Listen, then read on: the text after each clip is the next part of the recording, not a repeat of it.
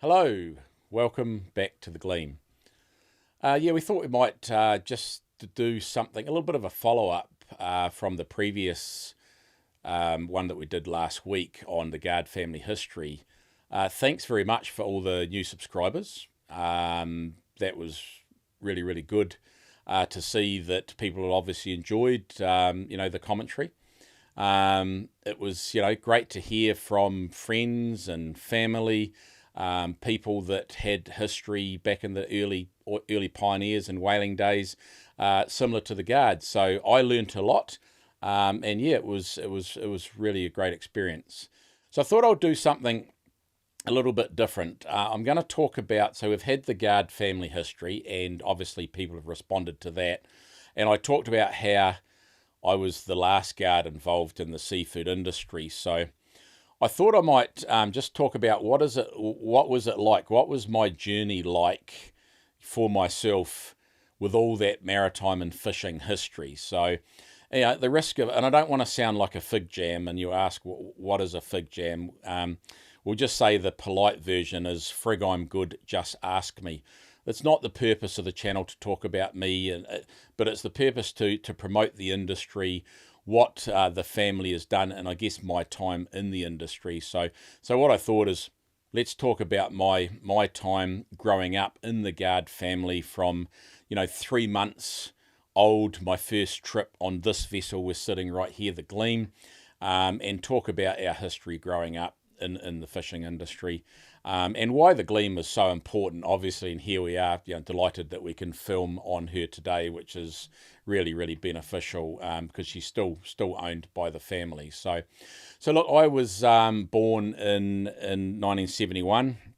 Feel a darn sight older, to be fair. I think I've lived a couple lives, certainly done a lot of things, and most of us in the fishing industry have. So born in 71, into a fishing family.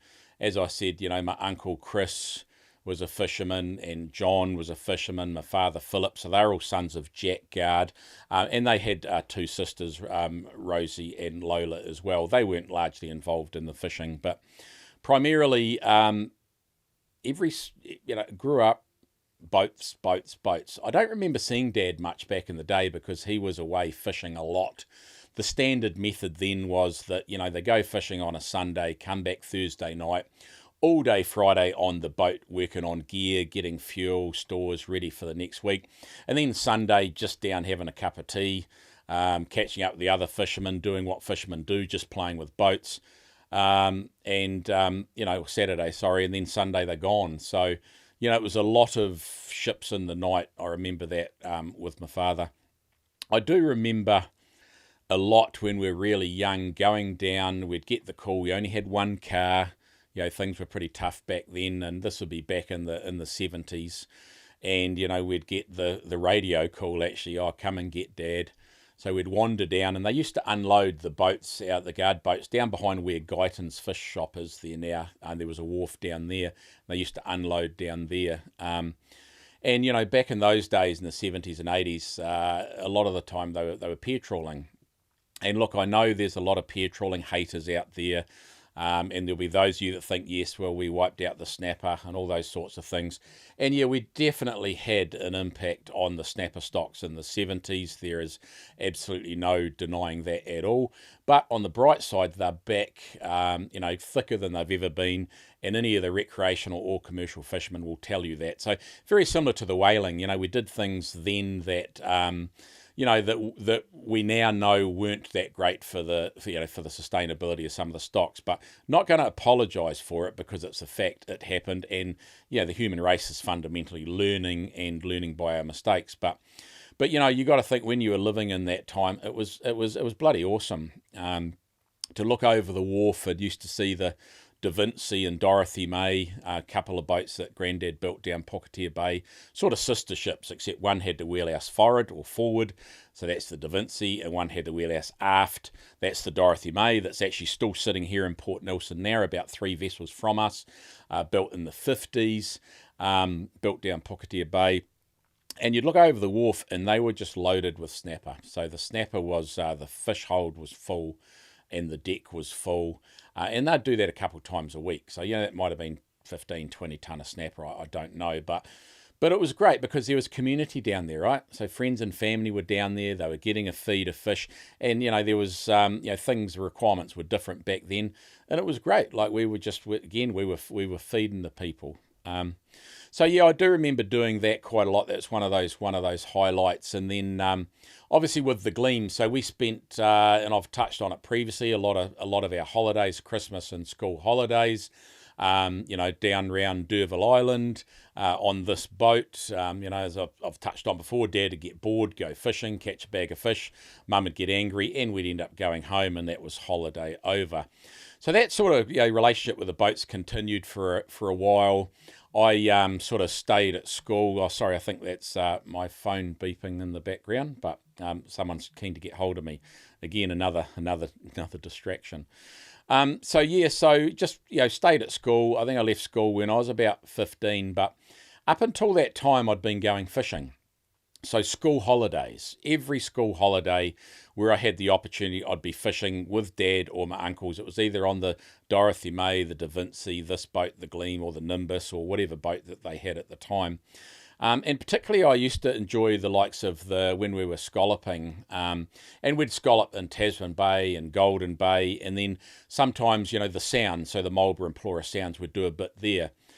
And, something I was thinking the other day, I obviously had a lot more energy then, but the boats would be over in Havelock, and what we would do is we would head over there on a Saturday and, drive over there. So have the boat already over there, drive over there, jump on the boats, and then head down the Sounds and anchor up for the night, waiting for daylight. And then daylight would come and we'd go fishing for scallops. And once we'd caught our quota, then we would unload on a barge. I think back then they were, Johnson's barge. They still exist today, do a lot of work around the Sounds. So we would unload our catch. We had a quota back then, so many bags, unload it to the barge. And then I'd jump on the barge, and quite often this is dark, so daylight to dark. I'd jump on the barge, and we'd head back to Havelock, get to Havelock. So that was just me. My father would stay on the boat, obviously, in the crew, head back there, get to Havelock about 1 o'clock in the morning. I'd jump in the car, fortunately I had my licence at that stage, and drive back home to Richmond, and then get up and go to school in the morning. So I'd do that every Sunday that I could throughout the scallop season. The scallop seasons range from 10 to sort of 15 weeks long. So, it was just part of life and what I really, really enjoyed doing. We did. I managed to buy my first car with with those proceeds. So I was, pretty fortunate back then. So I left school, and I thought, thank goodness I'm over that. I'm out of school. And I thought, let's go fishing. I did a bit of a stint on the Dorothy May, one of our boats with James, and then basically sort of did that for a while as a crew. And then I thought, I want to be a skipper. The skipper sounds like that's where it's at. That's where the fun is. Didn't want to be the boy. I wanted to drive the boats and get into a guard boat. So, but then I realised very quickly that meant I had to go back to school to get a skipper's ticket. So I went back to the local polytechnic up here, spent quite a few weeks there getting my first ticket, which was hard yards, but we did it. And every fisherman knows that, getting there and stretching their old brain does hurt, but it's an essential part to make sure you're able to run a boat and do it safely. So I got my ticket, and then the opportunity came up to run the first guard boat, which is the Destiny G. So the little Destiny G, little baby. They also call her nickname is the Jelly Bean, little 33-foot timber vessel built by Grandad for the crayfish boom in the 60s and 70s out in the Chatham Islands. So she actually went out there for a couple of years towards the end of the cray boom. And then she came back, and Grandad had it, and we had various skippers and bits and pieces. And then it was my turn. So, I was 18 and pretty keen, keen to make a mark and all those sorts of things. So we spent quite a few months fixing the boat. She was a bit run down, and we put new decks on it and bulwarks and fuel tanks and did quite a bit. So little 33-footer. And then I remember my first trip. So my first trip, I'm going to be the skipper. Yippee, I'm the man. And it was tunering, albacore tunering. So, you'll learn a bit more about that throughout this process. So effectively, my very first trip, I left Nelson, me and a crew in this tiny little wee bathtub, effectively the Jelly Bean, and we headed off round Farewell Spit, and we headed out miles and miles and miles off the coast. My uncles were out there and said, come out here, here's where the tuna are. And to be fair, I was like a cat on a hot tin roof. I was scared and nervous because I was the boss, all the extra responsibilities. It's quite nerve-wracking, particularly when you're new to a role and it's all on you. So you got a crew to keep safe. You got to catch fish. You got to keep the boat going. So it can be quite a high pressure situation. And I remember we got there, I think, about 10 o'clock at night. So here you are, miles off the coast, and we laid to, which you basically stop, have all your lights up, and you're ready for the morning because it's too deep to anchor and all those sorts of things. And I remember I couldn't get any sleep that night, and you can imagine the boats pitching and doing this, and I still remember couldn't get any sleep, and there was the old drrr, drrr. Finally figured it out. Took me hours, but to find there was a little wee nut in the cupboard that was behind all the baked bean cans rolling from one side to the other. So that kept me awake, drove me crazy. Then just before daylight, I got up anyway, just laying there. It's like when you can't sleep. And I thought, okay, I better check the oil and everything in the main engine. So I lifted the hatch up into the engine room, and all I saw was water. And I thought, hang on, this doesn't look good. So remember, this is my first day running a boat ever at the age of 18. And she had timber floorboards, and they were all floating around. And I thought, this is not good. I don't know what I thought. There was probably a few expletives and words that I can't really repeat said at the time. So I thought, what am I going to do? And I just had to calm myself, and then I sort of realised the water wasn't quite up to the starter, so it wasn't quite up to the electrics. So I thought, let's just try and start her and see if she works. And fortunately it did start, pumped the water out, and off we went. Ironically, my very first day tuning, I had 220 fish, which was over a ton, first day ever, and they were all pulled in, one fish, one line, which was pretty cool. The old Jelly Bean or Destiny G, a lot of the other fishermen would say, look, that boat could pull a tuna out of a bathtub. So, she just attracted the fish. There's just something about her, a beautiful little boat. And she was largely the training ship. So my father, Philip Guard, had run her for a while. Chris Guard, John Guard. It was our training ship before you're allowed anything bigger. So yeah, I definitely remember that with fondness. Did a lot of scalloping, oystering, bit of trawling, a bit of tuning, trolling lines for tuna. So did all those things. Then my Uncle John, he was ill, unfortunately, and he ran the Vinci. So the Vinci or Da Vinci was built by Jack Guard in the 50s down at Puketea Bay. So if you go back to one of our earlier Guard history ones, you'll learn a bit about what was happening in Puketea Bay. So she was built down there, and it was built for the Grecos. So the Grecos were an Italian family from Island Bay, and Jack Guard, my grandfather, built it for her. So they used it in the Cook Strait, long lining for groper and bass for quite a number of years. Just an interesting fact, I think Grandad or Jack built 11 or 12 vessels for the various Italian seafood families in Island Bay and in Wellington region, and a lot of those boats are still actually there, and there's a lot of Italian fishermen still involved in the fishing industry, which is great. So we've got a strong link to Wellington and Island Bay, and Guard boats are part of the fabric of society and the fishing industry over there. So yes, I ran the Da Vinci, loved running her. She was 52 foot. She was fast, she was fast and sexy. And sorry, that's the reality is that you get passionate about boats. She had great lines. She would do up to 10 knots. She was one of the fastest boats in the region. Used to love pushing the throttle up and beating boats home and think, it was great. It was a race car of a boat.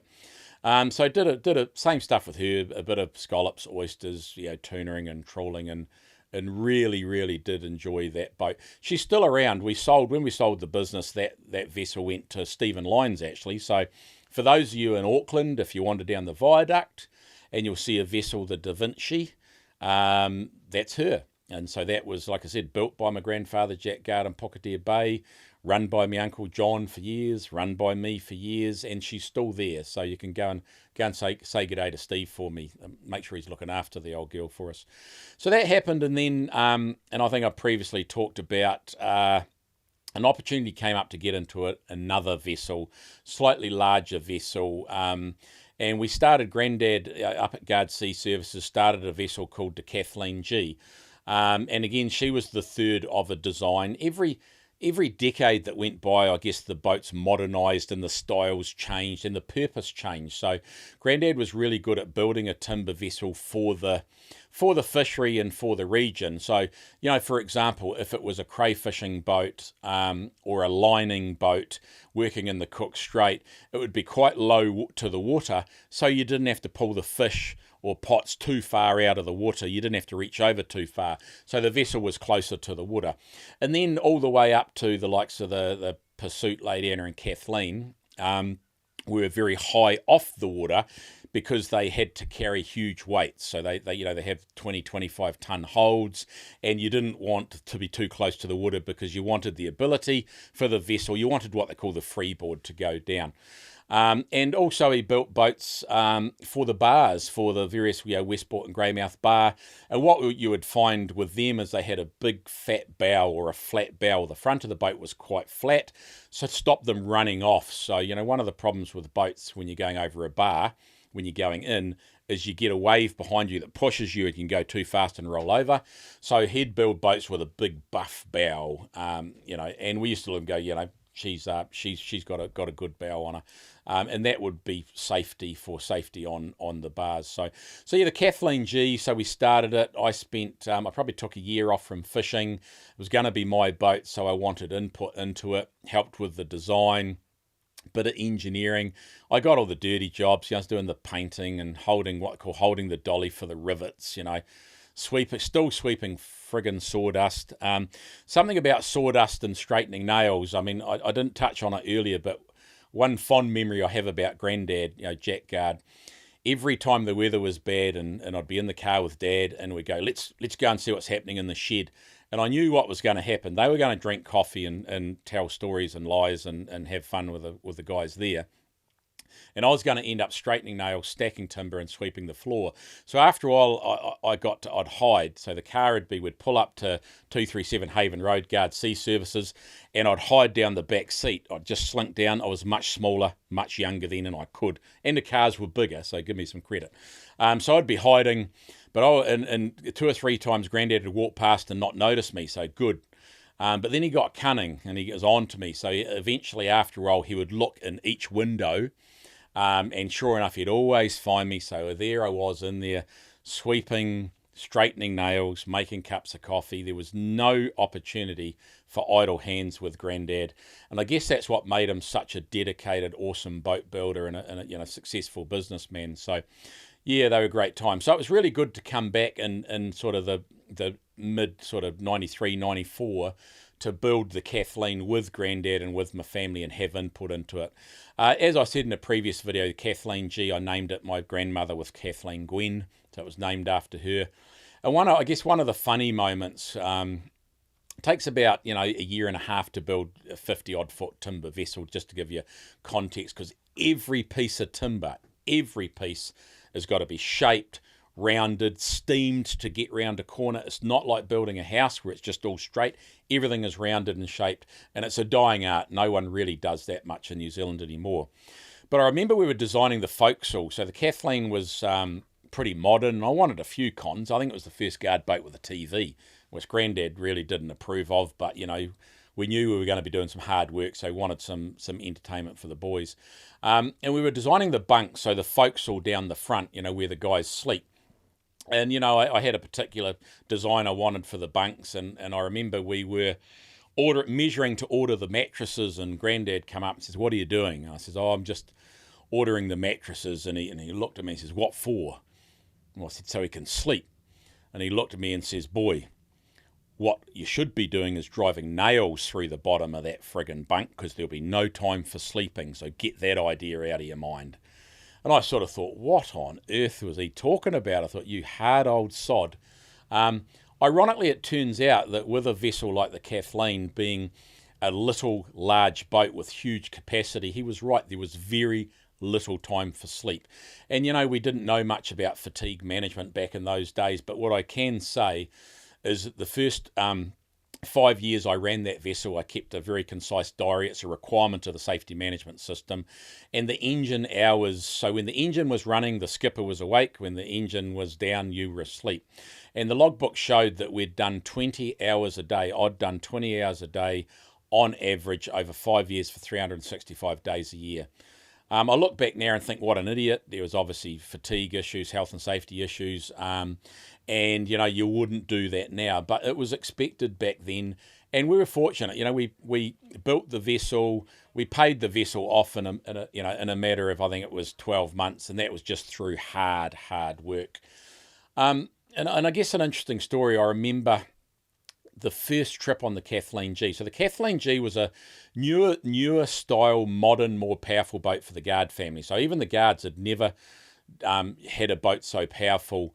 And we were able to go Hokey fishing. So Hokey fishing, which is the largest fishery in New Zealand, you use big gear and you use mid-water trawls. So there's two main Hokey fisheries down the east coast, like Cook Strait and out towards the Chatham Island, and then the west coast down off Westport and Greymouth. And when they're aggregating the Hokey, you tow this big, quite a high mid-water net, so no bottom contact, which is great, and you just scoop through the school, and you got sensors and screens that say, hey, you've got enough fish. You haul it in, you've got your fish, and you put it on board, and you go home. That's what's meant to happen. Now, I still remember I was given a Hokey boat. None of the Guards had ever caught Hokey. No one. So here I was, I'd never caught Hokey. And to be fair, and I know a lot of fishermen will look at this and laugh, but I had to Google what a Hokey looked like.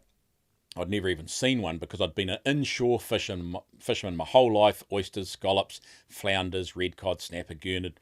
Never seen a Hokey. Saw the odd juvenile one, but that was really it. So I had to do a lot of study, talk to a lot of fishermen. A lot of the local fishermen were really good, giving me pointers. So I had back in 1995, $1 million vessel. That's what she cost to build, and we built it. So I was 21, or I'm no good at maths, but I was pretty young, too young to have that responsibility. And I still remember trying to figure out this new gear, new electronics, new boat. And we shot the net.